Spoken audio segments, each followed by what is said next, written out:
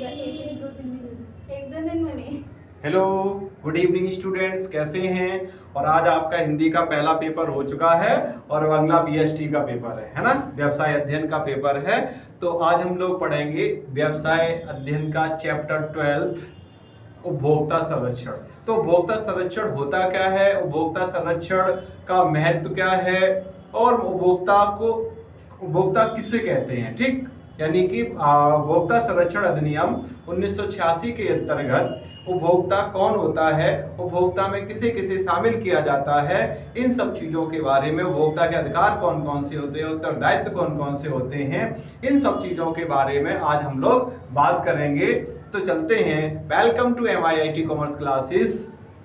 Okay, तो बात करते हो उपभोक्ता संरक्षण क्या होता है। संरक्षण मतलब होता है किसी को बचाना, और उपभोक्ता मतलब होता है ग्राहक, यानी कि एक व्यक्ति। उपभोक्ता संरक्षण का आशय उस प्रक्रिया से होता है जिसके अंतर्गत उपभोक्ता को विक्रेताओं द्वारा, उत्पादकों द्वारा किए जाने वाले शोषण से मुक्ति दिलाना। ठीक है, यानी कि उपभोक्ता जो होता है उसका दुकानदार और जो उत्पादक होते हैं वो किस तरीके से शोषण करते हैं। तो शोषण का मतलब गैर अनुचित व्यापार व्यवहार क्रियाएं करना, मतलब उसको कम तौलना, अधिक कीमत वसूल करना, और जो उत्पादन की तिथि से खराब हो जाई वस्तुओं को बेचना, मिलावट वाली वस्तुओं को बेचना, इस तरीके से उसका जो शोषण करते हैं। कौन करता है? उत्पादक और विक्रेता के द्वारा जो शोषण किया जाता है उससे मुक्ति दिलाना ही उपभोक्ता संरक्षण कहलाता है। तो बात करते हैं कि यहाँ पर उपभोक्ता संरक्षण का अर्थ क्या है। उपभोक्ता संरक्षण का आशय उपभोक्ता का उत्पादकों तथा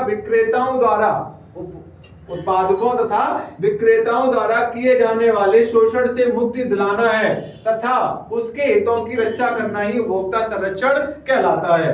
तो हम बात करते हैं उपभोक्ता संरक्षण का महत्व क्या क्या है। उपभोक्ता संरक्षण के महत्व दो भागों में बांटा गया है। एक हमने व्यवसाय की दृष्टि से बांटा है कि व्यवसाय की दृष्टि से क्या उसका महत्व हो सकता है, और दूसरा उपभोक्ता की दृष्टि से क्या महत्व हो सकता है। तो पहला व्यवसाय की दृष्टि से उपभोक्ता संरक्षण का क्या महत्व आता है। तो सबसे पहला पॉइंट है व्यवसाय का दीर्घकालीन हित। क्या है? व्यवसाय का दीर्घकालीन हित। दूसरा, व्यवसाय का दीर्घकालीन, किसी व्यवसाय की अवधारणा ये होती है, हर एक व्यवसाय की अवधारणा ये मानी जाती है कि लंबे समय तक चलेगा, और लंबे समय तक व्यवसाय के साथ जुड़े रहने के लिए उसे क्या करना पड़ता है, उपभोक्ता के हितों का ध्यान रखना पड़ता है। दूसरा पॉइंट है व्यवसाय समाज के संसाधनों का उपयोग करता है। हर एक व्यवसाय जो होता है वो समाज के संसाधनों का उपयोग करता है, इसलिए उसका ये उत्तरदायित्व बनता है कि समाज को उपयुक्त वस्तुओं का उत्पादन करे और उनको प्रदान करे। तीसरा पॉइंट है सामाजिक उत्तरदायित्व। प्रत्येक व्यवसाय का एक सामाजिक उत्तरदायित्व ये होता है कि उसे समाज के लोगों को सही उचित मूल्य पर सही वस्तुएं प्रदान करे। नेक्स्ट पॉइंट है आपका नैतिक औचित्य। नैतिक औचित्य में ये आता है कि व्यवसाय का नैतिक औचित्य ये होता है कि प्रत्येक वस्तु का सही मूल्य पर सही वस्तु सही उपभोक्ता को प्रदान की जानी चाहिए, उसे घटिया और मिलावटी वस्तुओं को बेचना नहीं चाहिए, ये उसका नैतिक औचित्य है। तो हमने पढ़ा कि व्यवसाय की दृष्टि से क्या क्या उपभोक्ता संरक्षण का महत्व है। व्यवसाय का दीर्घकालीन हित होना, व्यवसाय समाज के संसाधनों का उपयोग करता है, सामाजिक उत्तरदायित्व होता है उसका, नैतिक औचित्य, ये सब क्या है व्यवसाय की दृष्टि से उपभोक्ता संरक्षण का महत्व है। अब हम बात करते हैं उपभोक्ता की दृष्टि से उपभोक्ता संरक्षण का क्या महत्व है। तो सबसे पहले बात आती है उपभोक्ता की अनदेखी करना, यानी कि जो विक्रेता होते हैं और उत्पादक होते हैं ये क्या करते हैं, अपने लाभ के बस में, यानी उन्हीं वस्तुओं का उत्पादन करते हैं जिनसे उनको ज्यादा लाभ प्राप्त होता है, यानी उन वस्तुओं का कम उत्पादन करते हैं या ऐसी वस्तुओं का कम उत्पादन करते हैं जिनसे उन्हें लाभ कम होता है। तो यानी कि उपभोक्ता को अनदेखा कर देते हैं, केवल अपने लाभ कमाने के लिए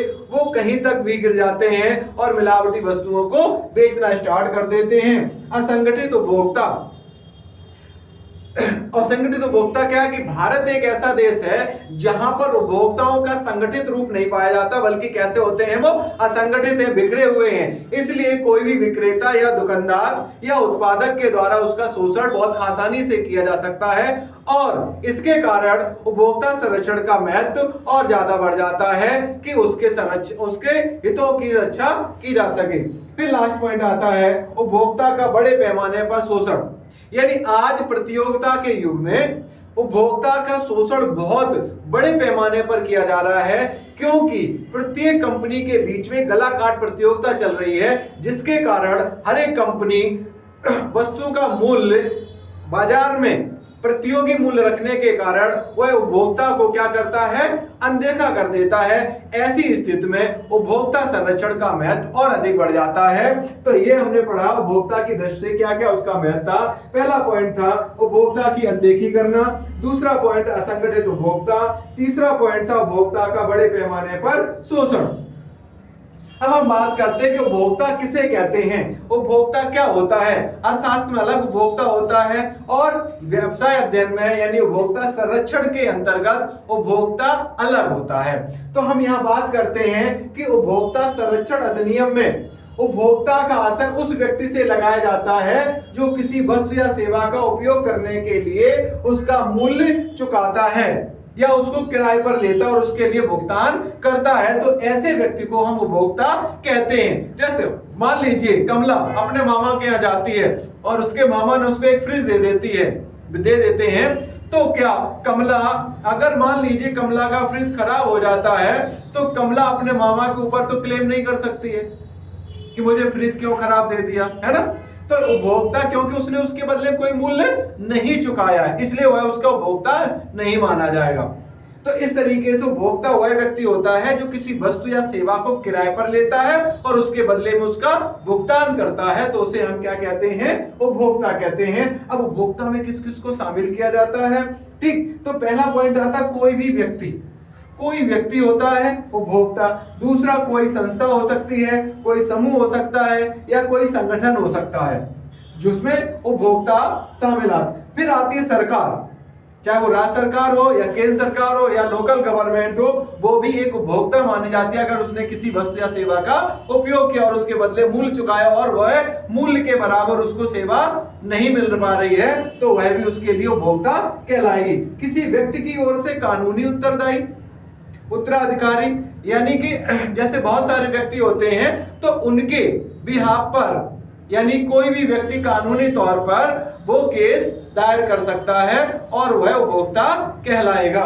ट्रस्ट यानी ट्रस्टी, इसको हम बोल सकते हैं ट्रस्टी, यानी बहुत सारे लोग होते हैं या एक समूह की ओर से कोई वकील कर दिया जाता है तो वह ट्रस्टी कहलाएगा।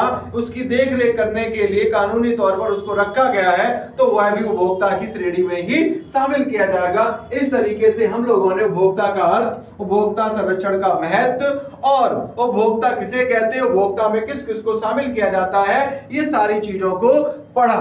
अब हम आगे बात करेंगे उपभोक्ता के कौन कौन से उत्तरदायित्व होते हैं, उपभोक्ता के कौन कौन से अधिकार होते हैं और कौन शिकायत दर्ज कर सकता है। यहाँ पे भी यही पॉइंट आते हैं कि उपभोक्ता में कौन शामिल किया जाता है या कौन कौन व्यक्ति शिकायत दर्ज कर सकते हैं। तो आप अगर क्वेश्चन में आता है कि शिकायत कौन दर्ज कर सकता है तो इन व्यक्तियों के नाम लिख सकते हैं। उपभोक्ता में किसको शामिल किया जाता है तो भी आप यही लिखेंगे और उपभोक्ता का अर्थ इस प्रकार से हम समझा सकते हैं। और आगे की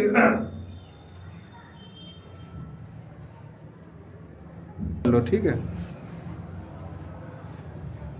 तो हम बात कर रहे थे उपभोक्ता के उत्तरदायित्व की। ठीक, उपभोक्ता के उत्तरदायित्व में सबसे पहले ये उसका उत्तरदायित्व होता है कि उसे अपने अधिकारों का प्रयोग करना चाहिए। ठीक, क्या करना चाहिए, अपने अधिकारों का प्रयोग करना चाहिए।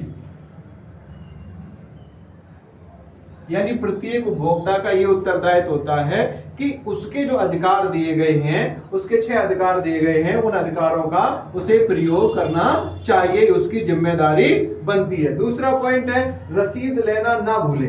यानी जब कोई उपभोक्ता किसी वस्तु को खरीदता है, क्या बताए, जब कोई उपभोक्ता किसी वस्तु को खरीदता है तो उसकी रसीद लेना, गारंटी वारंटी की जो रसीद होती है वो लेना ना भूले।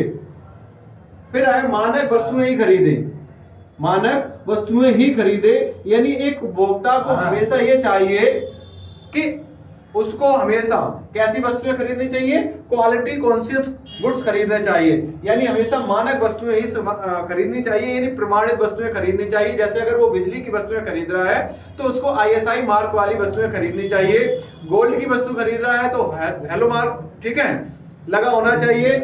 इस तरीके से उसे हमेशा ऐसी वस्तुएं खरीदनी चाहिए जो मानक हो, जल्दबाजी में क्रय ना करे। कभी भी उपभोक्ता को कोई भी वस्तु जल्दबाजी में नहीं खरीदनी चाहिए। नेक्स्ट पॉइंट है शिकायत दर्ज करना, यानी कि जब कोई उपभोक्ता की एक जिम्मेदारी ये बनती है, उत्तरदायित्व ये बनता है कि अगर उसका शोषण किया जा रहा है तो उसकी शिकायत अवश्य करे। क्या करे? उसकी शिकायत अवश्य करे।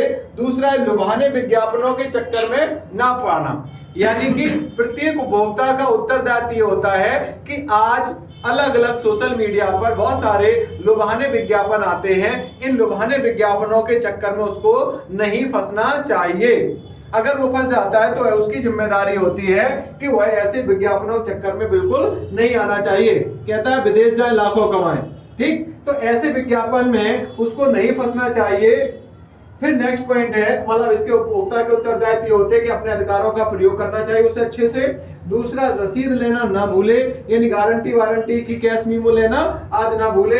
मानक वस्तुएं ही खरीदे, उपभोक्ता को हमेशा ऐसी वस्तुएं खरीदनी चाहिए जो मानक हो, स्टैंडर्डाइज वस्तुएं खरीदनी चाहिए। जल्दबाजी में उसको क्रय नहीं करना चाहिए, मतलब कोई भी वस्तु है उसकी जांच पड़ताल, तारीख, उत्पादन की तिथि, कीमत, एक्सपायरी डेट आदि समय सभी चीजों को देखकर ही खरीदे, जल्दबाजी में उसे वस्तु खरीदनी नहीं चाहिए। शिकायत दर्ज करना, यानी कि उसको क्या है, अगर किसी वस्तु उपभोक्ता का शोषण हो रहा है तो उसके अगेंस्ट में वह शिकायत दर्ज कर सकता है।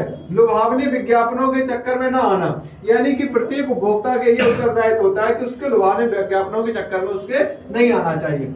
फिर हम बात करते हैं उपभोक्ता के अधिकारों की, कंज्यूमर राइट्स की। तो पहला पॉइंट है सुरक्षा का अधिकार, कंज्यूमर सुरक्षा का अधिकार। सुरक्षा का अधिकार क्या होता है? प्रत्येक उपभोक्ता का यह अधिकार है कि उसे हमेशा ऐसी वस्तुएं खरीदनी चाहिए जो उसके किसकी जान माल की सुरक्षा प्रदान करती हो। क्या करती हो? जान माल को सुरक्षा प्रदान करती हो। दूसरा, सूचना का अधिकार, यानी प्रत्येक उपभोक्ता का यह अधिकार होता है कि उसको हमेशा किसी भी वस्तु के बारे में पूर्ण सूचना प्राप्त कर लेनी चाहिए। जैसे कोई वस्तु है तो उसकी उत्पादन की तिथि क्या है, उसकी समाप्त होने की तिथि क्या है, वो किस चीज के, उसके उपयोग क्या है, उसके लाभ क्या है, हानि है, इन सब चीजों के बारे में उसकी जानकारी प्राप्त करना ही सूचना प्राप्त करने का उसको अधिकार होता है। चयन करने का अधिकार, यानी चयन करने का, यानी एक उपभोक्ता को बाजार में एक ही दुकान पर बहुत सारी वस्तुएं रखी हुई होती हैं, तो उन अलग अलग वस्तुओं में उसे अपनी आवश्यकता की वस्तु का चुनाव करना, चयन करने का पूरा अधिकार होता है। यानी कि अगर कोई दुकानदार उसको जबरदस्ती कोई वस्तु दे रहा है तो ऐसी वस्तु उसको नहीं खरीदनी चाहिए, केवल उसे वही वस्तु खरीदनी चाहिए जो उसकी आवश्यकता की हो।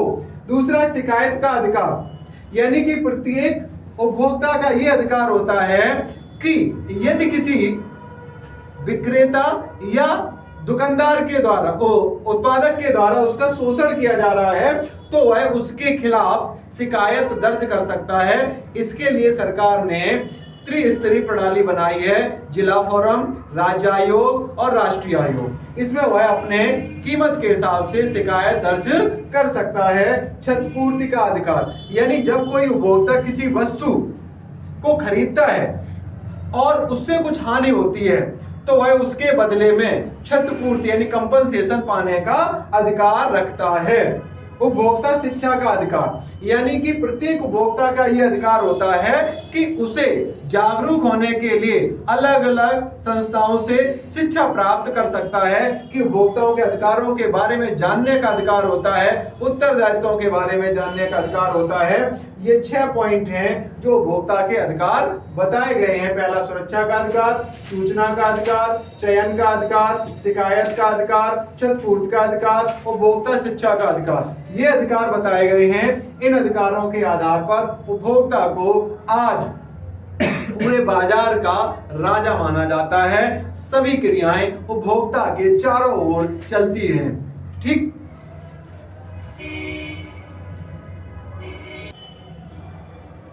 हेलो, हाँ, तो हम बात कर रहे थे कि हमने उत्तरदायित्व की बात की और अधिकारों की बात की। इसके बाद हम बात करते हैं कि उपभोक्ता संरक्षण अधिनियम के अंतर्गत स्थापित शिकायत निवारण एजेंसियां, यानी कि उपभोक्ता संरक्षण के अंतर्गत 3 एजेंसियों को, जो निवारण एजेंसियां हैं, उनको स्थापित किया गया। पहला है जिला फोरम, राज्य आयोग और राष्ट्रीय आयोग। तो देखो, जिला फोरम यानी कि जिला उपभोक्ता न्यायालय भी बोलते हैं। क्या बोलते हैं? जिला उपभोक्ता न्यायालय, ठीक। तो इसमें क्या होता है, 3 सदस्य होते हैं, एक अध्यक्ष और 2 अन्य सदस्य, जिसमें एक महिला सदस्य होती है, ठीक। कितने? 3 सदस्य होते हैं, एक अध्यक्ष होता है, 2 अन्य सदस्य, जिसमें एक महिला सदस्य होती है। इसमें उपभोक्ता के क्षतिपूर्ति की राशि 1 रुपए से लेकर अगर 1 करोड़ रुपए तक का अगर उसको नुकसान होता है तो इसमें इसके लिए शिकायत दर्ज करा सकता है। तीसरा पॉइंट है, यदि कोई उपभोक्ता जिला फोरम से, मतलब उसके निर्णय से संतुष्ट नहीं है, तो वह 30 दिन के अंदर राज्य आयोग में शिकायत दर्ज करा सकता है। फिर हम बात करते हैं राज्य आयोग की। तो इसमें कुल कितने सदस्य होते हैं? 3 सदस्य होते हैं। इसमें उपभोक्ता के क्षतिपूर्ति की राशि यदि 1 करोड़ से लेके 10 करोड़ तक की है तो वह शिकायत दर्ज करा सकता है। फिर हम बात करते हैं कि यदि उपभोक्ता राज्य आयोग के निर्णय से संतुष्ट नहीं है तो वह 30 दिन के अंदर राष्ट्रीय आयोग में शिकायत दर्ज करा सकता है। कितने दिन के? 30 दिन के अंदर। इसमें कितनी है? 1 करोड़ से लेके 10 करोड़ तक की अगर धनराशि का नुकसान हुआ है तो उसमें शिकायत दर्ज करा सकता है। इसमें 5 सदस्य होते हैं। इसका जो अध्यक्ष होता है वो उच्चतम न्यायालय का न्यायाधीश जो अवकाश प्राप्त होता है, ठीक, प्राप्त होता है। फिर हम बात करते हैं, इसमें क्षतिपूर्ति की जो रकम है वो 10 करोड़ से ज्यादा है तो वह शिकायत दर्ज करा सकता है, और अगर इससे भी ज्यादा है, 10 करोड़ रुपए से ज्यादा है, तो वह क्या करता है? उच्चतम न्यायालय की शरण लेता है, सुप्रीम कोर्ट की शरण लेता है। यदि कोई व्यक्ति इसके निर्णय से संतुष्ट नहीं है तो वह उच्चतम न्यायालय में 30 दिन के अंदर शिकायत दर्ज करा सकता है। इस तरीके से हमने कंज्यूमर यानी उपभोक्ता संरक्षण वाला चैप्टर अध्याय 12 पूरा कंप्लीट किया इस वीडियो के माध्यम से। और हम आगे अब वीडियो बनाएंगे, वो आपके कमेंट के आधार पर बनाएंगे, क्योंकि आप जिस चैप्टर को बताएंगे हम वही चैप्टर आपके लिए तैयार करेंगे। तो जिला फोरम होता है, राज्य आयोग होता है और राष्ट्रीय आयोग। इन 3 में से बहुविकल्पीय प्रश्न बन जाते हैं कि राज्य आयोग में क्षतिपूर्ति की राशि कितने से कितने रुपए तक की होती है, या जिला फोरम में कितनी होती है, राष्ट्रीय आयोग में कितनी होती है, ठीक है। तो इस तरीके से ये अच्छे से पढ़ के जाना, पूरा चैप्टर परीक्षा की दृष्टि से बहुत इंपॉर्टेंट चैप्टर है। कितनी फोटो खींच लो इसका?